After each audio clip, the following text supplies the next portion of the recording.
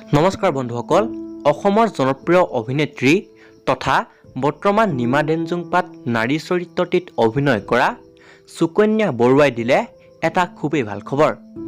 আৰু ভিডিঅ'টো আৰম্ভ কৰাৰ আগত সুকন্যা বৰুৱাৰ অভিনয় চাই ভাল পোৱাসকলে ভিডিঅ'টো লাইক এটা কৰি দিব।